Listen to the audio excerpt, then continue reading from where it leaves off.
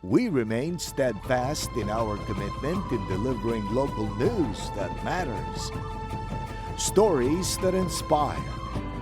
Enriching the lives of Filipinos in the Philippines and across the globe. This is your GMA Regional TV. Buong puso para sa Pilipino. Ang mga pinakamalalaking balita ngayong Biyernes. Pagsemplang ng motorsiklo matapos bumangga sa likurang bahagi ng kotse sa Mangaldan, Pangasinan sa pool sa CCTV. 2 bahay, 3 bodega at 5 sasakyan tinupok ng apoy sa Bautista, Pangasinan. Mahigit 1 metrong haba ng sawa natagpuan sa karton na nasa loob ng isang bahay sa Pasukin, Ilocos Norte. At isang para-athlete na tubong Baguio City na piling isa sa maging flag bearer sa opening ceremony ng 2024 Paris Paralympics.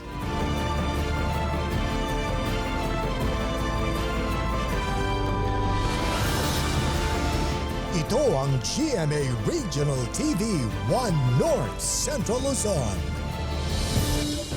Masantos siyang aram na imbag kamalem, maya pagat panapon kapuso. Narito na ang One North Central Luzon. Hatid namin ang mga pinakamalalaki at pinakauling balita sa hilaga at gitnang Luzon. Live mula rito sa GMA Dagupan Station, ako po si Chris Zuniga. Pagsemplang ng motorsiklo matapos bumangga sa likurang bahagi ng kotse sa Mangaldan, Pangasinan sa pool sa CCTV. Nakatutok, Claire Lacanilaw Dungka. Makikita sa CCTV camera ang pagdaan ng puting kotse sa kahabaan ng Barangay Malabago, Mangaldan, Pangasinan. Makikita ang mabilis na motorsiklo sa kabumangga sa likurang bahagi ng kotse. Sa lakas ng impact, sumemplang ang motorsiklo at natumba ang rider. Agad naman na dinala sa ospital ang rider na nagtamo umano ng fracture sa paa. Mula nung pinaano namin yung ilaw. Eh ngayon, yung mga signage na naman, ginagawa pa ma'am, hindi pa tapos. Para maayano namin yung accident-prone area. Ayon sa barangay, patuloy ang kanilang monitoring sa mga itinuturing na accident-prone area sa lugar. Kaya puspusan na rin ang paglalagay ng mga signage upang kahit papaano mabawasan ng aksidente sa lugar. Paalala ng otoridad na laging magsuot ng helmet at reflectorized vest upang makaiwas sa aksidente. Siguro ma'am, ingat na lang po yung mga driver sa kapag lasing talagang dapat wag silang magmaneho ng mabilis. Kahit na anong gawin namin dito sa barangay na malinaw na yung kalsada, may mga ano na dyan, may mga signage.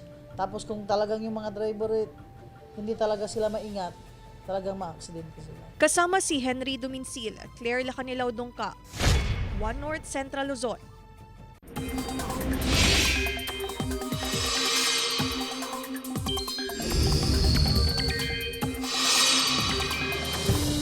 Binayo ng malakas na ulan kahapon ng Lawag City, Ilocos Norte. Halos mag-zero visibility ang kalsada dahil sa lakas ng ulan. Pahirapan din ang pamamasada ng mga tricycle. Binahari ng ilang kalsada dahil sa pag-apaw ng tubig sa kanal. Samantala, maging handa pa rin sa pag-ulan lalo na sa hapon o gabi. Ayon sa Pag-asa, bagamat sa kanlurang bahagi ng Luzon at Visayas umiiral ang mahinang habagat, posible pa rin ang localized thunderstorms. Bukod dyan, may mga banta pa rin ng weather systems sa loob at labas ng Philippine Area of Responsibility. Una ang kumpol ng kaulapan sa West Philippine Sea at isa ay nasa silangang bahagi ng Mindanao. Posible ang maging bagyo sa susunod na 24 oras at papasok sa loob ng PAR. Sa ngayon, base sa datos ng Metro Weather, kalat-kalat na pag-ulan ang aasahan sa malaking bahagi ng Ilocos Region, Cagayan, Cordillera at Central Luzon, gayon din sa iba pang bahagi ng bansa. Samantala, live weight fee ng baboy sa Dagupan City bumaba ng 30 pesos per kilo. Sundan sa ulat ni Jasmine Gabriel Galban. Nagsisimula ng gumanda ang kalakalan ng karne ng baboy sa mga pamilihan sa Dagupan City. Kung dati maghapon nagbebenta ng karne ng baboy si Joanne sa Malimgas Public Market, ngayon maaga na siyang nakakaubos ng paninda. Ang nararanasang pagtaas sa demand sa karne ng baboy, resulta umano ng mababang live weight fee. Sa ngayon bumaba pero hindi naman masyado mababa. Yung dating 230 naging 200. Malaking bagay para sa mga consumer ang pagbaba ng presyo ng karne ng baboy. Ganda naman, medyo nagmura ang baboy ngayon. Kailangan may tatak. ng katayan. Sa kabila ng patuloy na pagtama ng African swine fever sa mga alagang baboy sa ibang probinsya, tiniyak ng Samahang Industriya ng Agrikultura na matatagang supply ng baboy sa Pangasinan. Wala raw dapat ipangamba ang mga negosyante, lalo pat marami na nag-aalaga ng baboy sa probinsya. Bantay sarado rin ng otoridad ang mga border para matiyak na walang makalusot na ASF-infected pig sa Pangasinan. Yung mga checkpoint naman, monitor yung movement ng pig from south, kung makita nyo sa Metro Manila. Maraming hinaharap na hindi pwede pumunta din sa Luzon. And malaking bagay yun, at least nakakontrol yung ASF. Sa ngayon, naglalaro sa 310 pesos hanggang 320 pesos ang kada kilo ng karne ng baboy sa mga pamilihan sa Dagupan City. Kasama si Ron Alistair Taniedo, Jasmine Gabriel Galban, One North Central Luzon. Nasunog ang 2 bahay sa Bautista, Pangasinan. Damay din ang 3 bodega at 5 sasakyan. Nakaalerto, Russell Simorio. Kita sa cellphone video na ito ang nagngangalit na apoy na sumiklab sa barangay Katugan, Bautista, Pangasinan. Sa bilis ng pagkalat ng apoy, nagtulungan na ang mga residente sa pag-apula. Nagsimula ang sunog sa bahay ng pamilya ni Elijah May Baltazar. Kwento niya, mahimbing silang natutulog kasama ang 2 anak nang biglang sumiklab ang sunog sa loob ng bahay. Napilitan silang tumalon sa bintana ng bahay para makaligtas sa sunog. Yung bintana po kami, maliit lang po na bintana. Pagkabukas na po, malaki na po yung sunog sa labas. Yun na po, tumalon na po kami sa may bintana po namin. Bago sunog po kami, matatrap po kami sa loob ng bahay. Pag hindi po kami nagising. Walang naisalbang gamit ang pamilya Baltazar. Isang bahay at 3 bodega pa ang nadamay sa sunog. Sunog din ng 5 sasakyan, kabilang ang bagong biling kotse. Humingi po kami ng tulong sir na bumangon po ulit na magpagawa po kami ng panibagong tahanan. Problema sa electrical wirings ang nakikita ng BFP na posibleng dahilan ng sunog. Ang nakikita namin kasi yung possibility talaga is electrical short circuit due to overloading po. Yung bahay po ng isa ay matagal na po talaga na-establish po yun. Ayon sa BFP, aabot sa 3 milyong piso ang danyo sa sunog. Kasama si Jing Dakanay, Russell Simorio, One North Central Luzon. Samantala, ilang residente sa Barangay Malabago, Calasiao, Pangasinan naka-confine sa ospital dahil sa dengue. Nagbabalik sa report si Russell Simorio. 6 na araw nang naka-confine sa ospital ang 12 anyo sa si Adrian Navarro mula Sitio Bacul, Barangay Malabago, Calasiao, Pangasinan. August 21 ang una siyang makaranas ng mataas na lagnat. August 24 lang siya dinala sa ospital at nakumpirmang siya'y na dengue. Platelet niya kasi 30. Tapos may rashes sa katawan. Tapos tinakbo. Sabi ng doktor, dengue. Kasi masakit yung tiyan. Na-ospital rin ang 8 taong gulang na bata na kapitbahay nila Adrian. Isa pang senior citizen sa Sitio Bacul ang inoobserbahan matapos ding tamaan ng dengue. Lahat nagsimula sa simpleng lagnat. Sa tumataas na kaso ng dengue, mas alerto na ang mga residente sa Sitio Bacul. Pag hapon na, pagdating sa eskwela, pumapasok na sila sa bahay. Mga apo ko para iwas sa dengue, isang mga lamok. Natatakot na yung mga bata, pati ako rin. Nagsasagawa na ng house-to-house missing operation ng Barangay Council. Katuwang ang Municipal Health Office. Target na mapuksa ang mga lugar na posibleng pinamamahayan ng mga lamok. Maganda po yung misting na kung saan yung house-to-house po na ginagawa kasi napaka-effective po nun. And syempre, yung gawot po na dulot po nung misting is talagang napapatay po niya yung mga lamok. At syempre, sinasamahan rin po yun ng paglilinis. Kasama si Jing Dakanay, Russell Simorio, One North Central Luzon.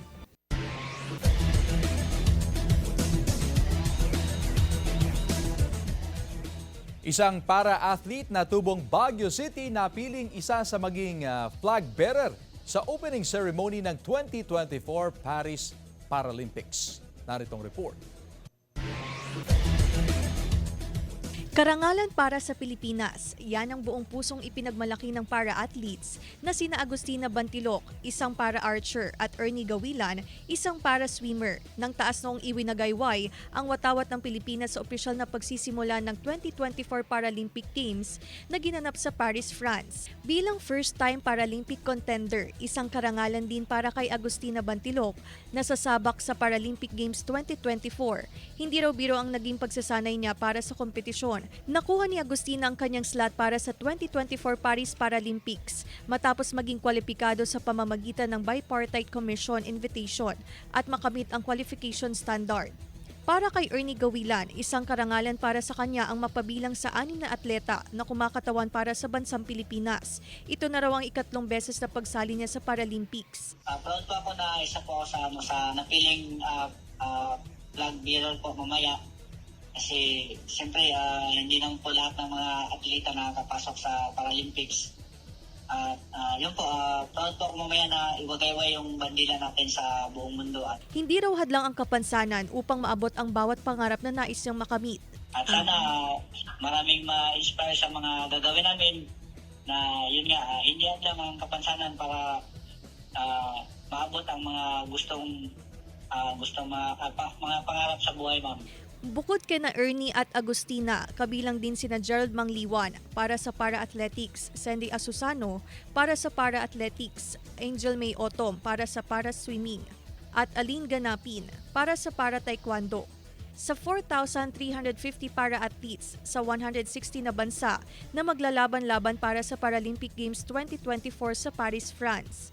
Nagsimula na nitong August 28 ang 2024 Paris Paralympic Games na magtatagal hanggang September 8. Claire Lacanilaw, Dungka, One North Central Luzon.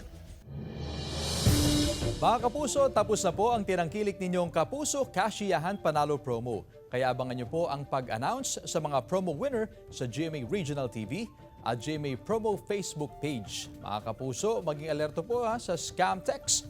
Tandaan na opisyal lamang na kinatawan ng GMA ang tatawag sa mga winner. Sa promo, nagkaroon ng daily winners na tig 500 pesos at weekly winners ng tig 2,000 pesos. Available na rin ang kompletong listahan ng Week 6 winners. I-follow po ang GMA Promos page para sa updates sa mga winner ng Kapuso Kasiyahan Panalo.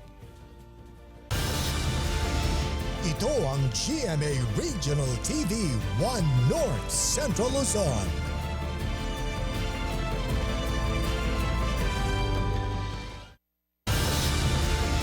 Ito ang GMA Regional TV 1 North Central Luzon. Mahigit 8,000 botante na hindi nakaboto ng 2 beses sa Dagupan City, sinulatan ng COMELEC.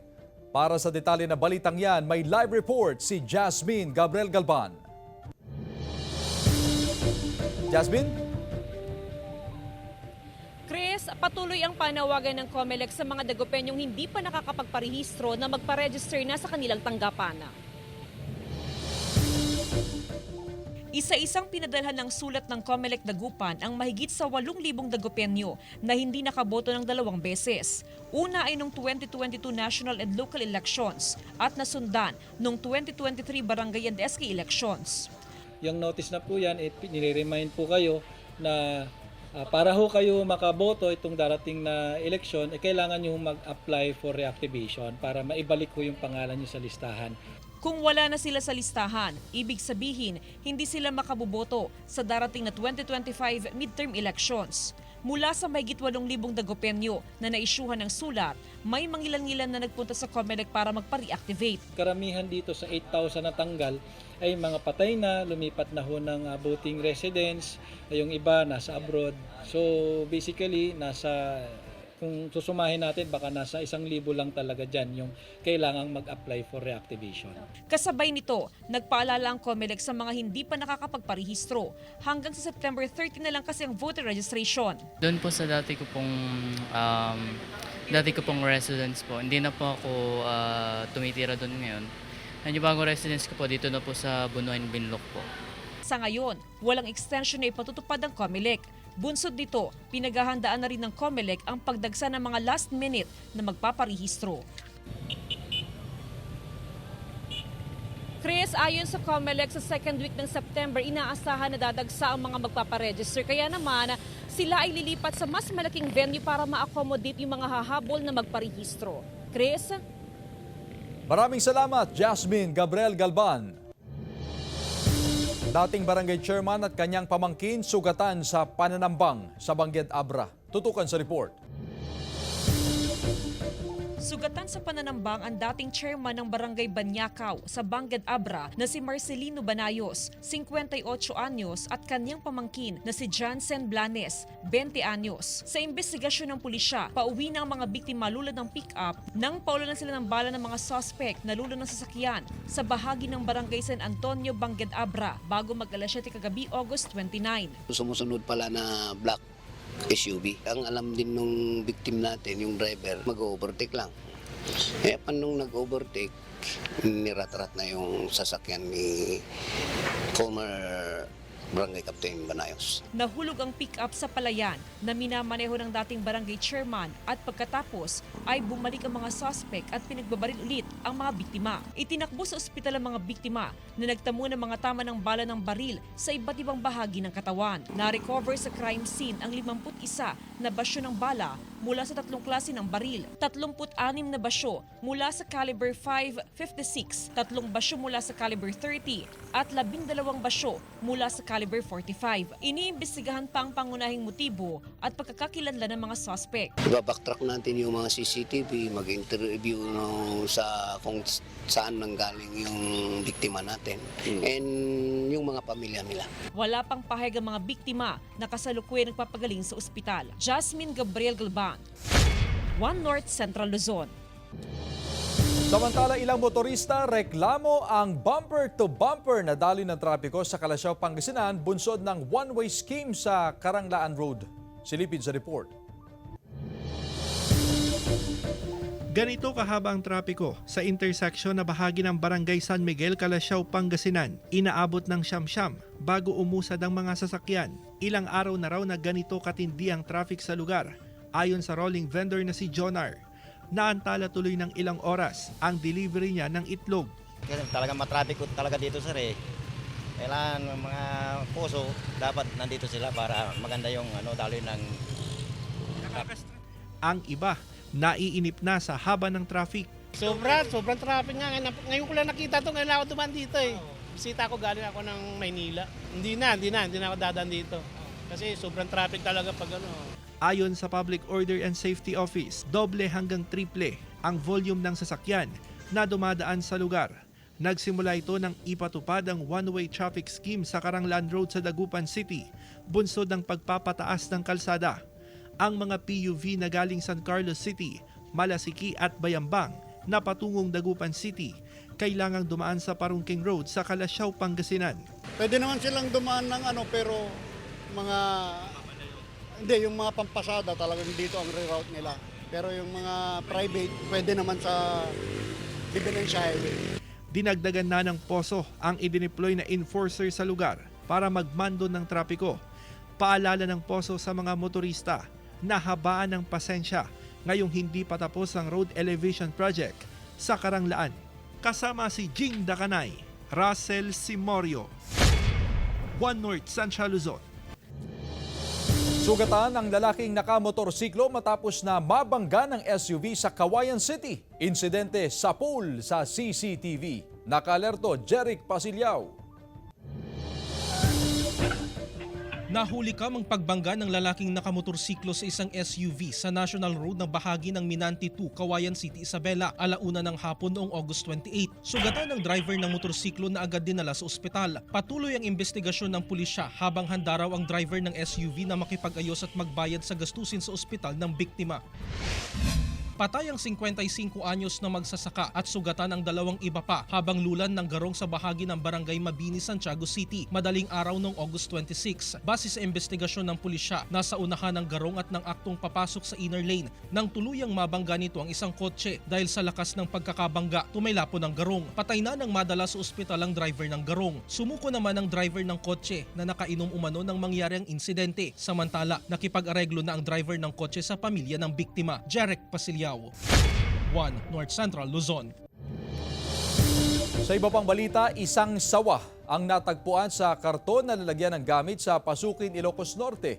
Katatapos lang daw maligo ang babaeng nakatira sa bahay nang makita ang sawa.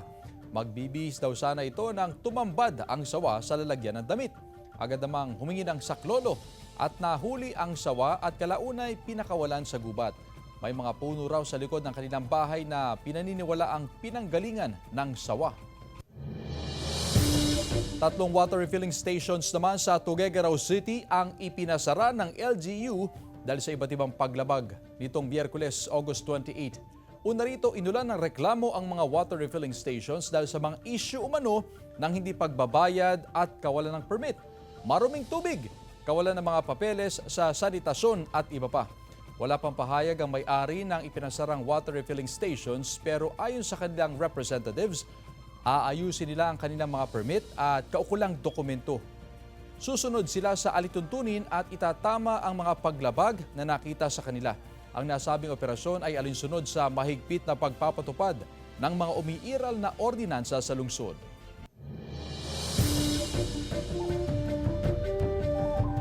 Mahigit 200 mag-aaral sa isang island barangay sa Dagupan City na hatiran ng tulong mula sa isang NGO. Tunghayan sa report. Sakay ng motorboat, tinungo ng grupo ng isang non-government organization ang isang island barangay sa Dagupan City, ang Barangay Lumboy. Pakay nila na makapaghatid ng tulong at saya sa mga mag-aaral ng Lumboy Elementary School. Pagdating pa lang ng grupo sa lugar, sinalubong na sila ng ilang mga bata at residente. Halos 200 tsinelas ang ipinamahagi ng grupo sa mga mag-aaral at maging sa mga residente. Binusog din nila ang mga bata sa isinagawang feeding program. Bukod sa mga dalang regalo, nag-enjoy rin ang mga bata sa iba't ibang palaro at papremyo. Umaasa ang grupo na sa pamamagitan ng ganitong mga aktibidad ay mahatiran ng tulong ang mga residente sa malalayong lugar. Samantala, kasabay sa selebrasyon ng Linggo ng Wika, namigay ng school supplies ang grupo ng Sangguniang Kabataan sa mga estudyante sa Dumalnag, Ilocos Norte. Bago ang pamimigay ng gamit pang-eskwela, nagsagawa muna ng mga laro ng lahi. Pagkatapos ng laro, nagsalo ang mga mag-aaral sa malinamnam na Mickey. Paraan daw ito ng grupo ng SK na maipakita ang suporta sa mga mag-aaral. Jarek Pasilyao, 1 North Central Luzon. Ito ang GMA Regional TV 1 North Central Luzon.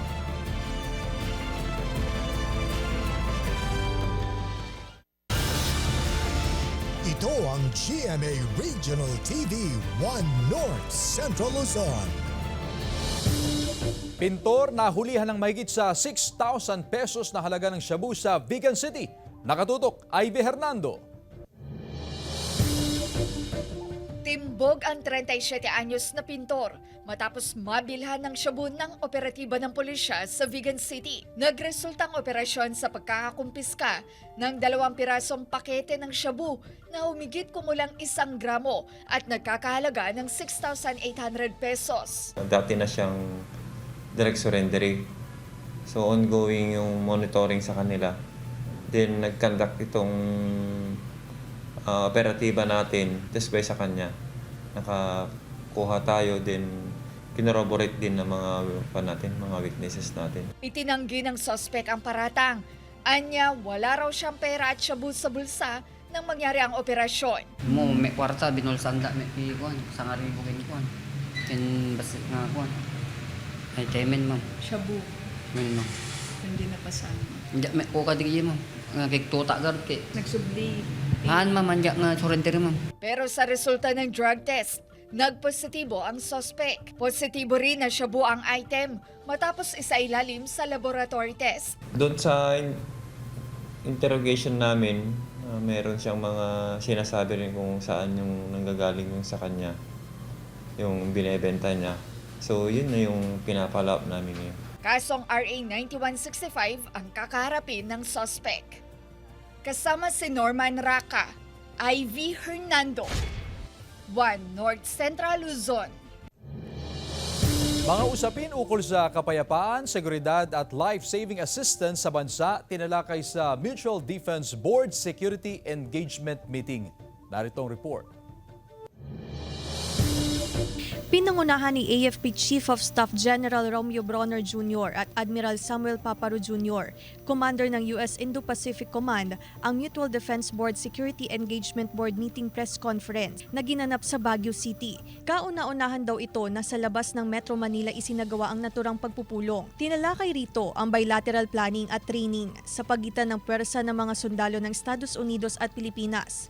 Sa press conference, tinalakay ang iba't ibang usapin ukol sa kapayapaan, seguridad at life-saving assistance sa bansa, maging ang pagbuo ng pwersa laban sa krimen, cybersecurity, humanitarian assistance at disaster response.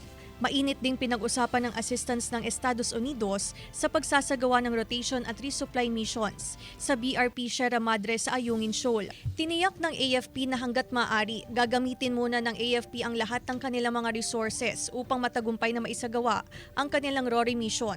At kung kinakailangan, maaari silang humingi ng assistance sa US para sa rotation and resupply mission.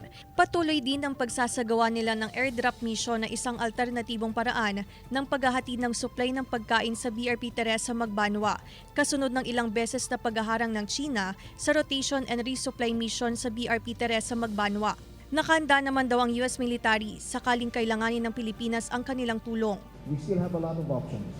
Just if you look at the recent mission of the Coast Guard, for instance, when they were trying to bring supplies to the BRP Teresa Magbanwa in Escoda Shoal, they were blocked several times. They attempted more than once.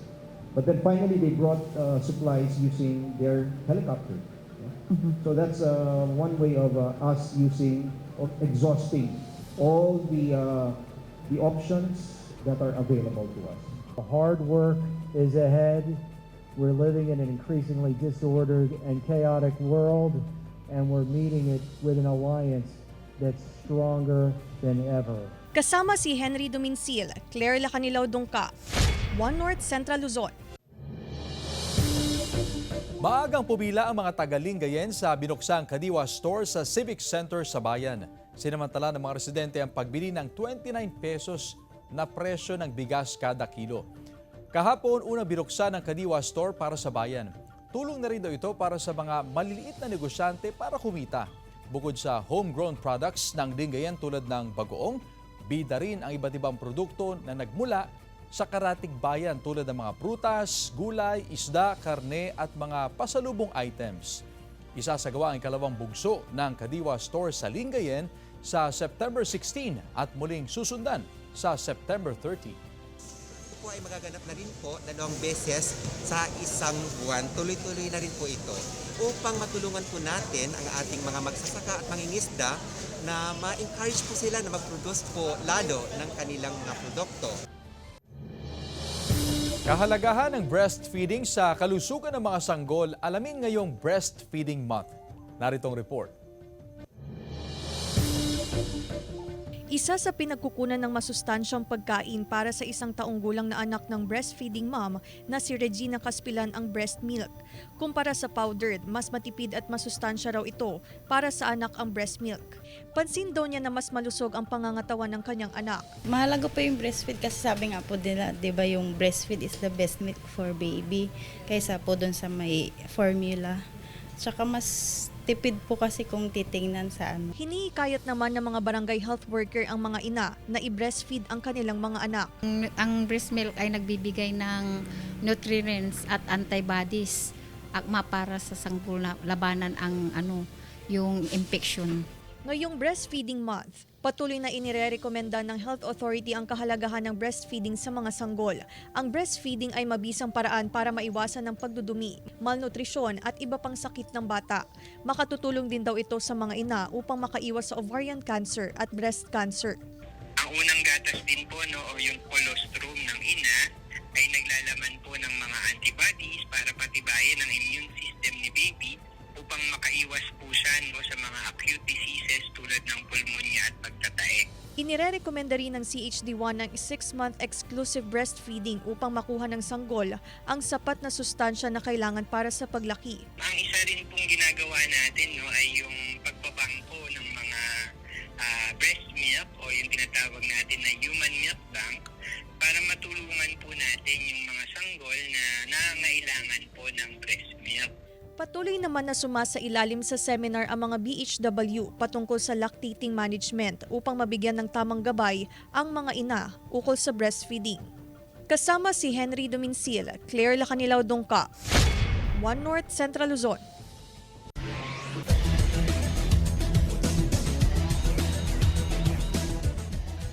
Isang 11 anyos na Dagupeño ang gold medalist sa katatapos na World Wado o Karate Competition na ginanap sa Japan. Kilalanin siya sa report.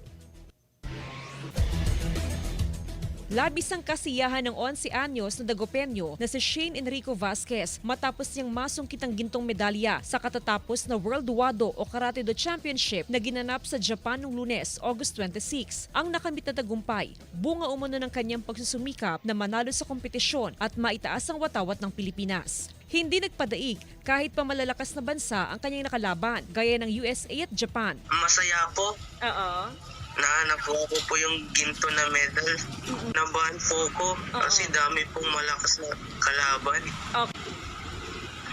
Pero laban lang po. Walang pagsidlan sa saya ang magulang ni Shane na siya rin nagtraining sa kanya nung nagsisimula pa lamang sa larangan ng Karate Do nung siya'y 5 taong gulang. Nung makakuha siya ng gold, parang hindi kami makasigaw, hindi kami makapaniwala. Ang ganda ng execution niya, maganda rin execution ng Japan. Kaya lang, nanalo po siya sa tempo. 6 taong gulang si Shane nang sumali sa Karate Do Championship sa bansa. 8 taong gulang naman siya nang sumabak sa mga international competition. Nasungkit na rin niya ang gold, silver at bronze medal sa kanyang mga kompetisyong sinalihan sa Malaysia, Thailand at Florida, USA. Ngayong weekend, nakatakdang umuwi si Shane sa bansa. Sunod niyang pinaghahandaan ng kanyang laban sa Batang Pinoy. Kasama si Ron Alistair Taniedo, Jasmine Gabriel Galban, One North Central Luzon. Samantala, mapapanood niyo po ang episode na ito at iba pang pinakahuling lokal na balita sa official website ng GMA Regional TV, www.gmaregionaltv.com. Pwede rin kayong bumisita sa aming official YouTube channel, GMA Regional TV, at i-click ang subscribe button para sa pinakamaiinit na balita mula sa mga rehiyon. Nais din namin pasalamatan ang mga kapuso sa Hilaga at Gitnang Luzon, maging ang mga kapuso natin abroad. Dahil sa GMA Regional TV, Local News Matters.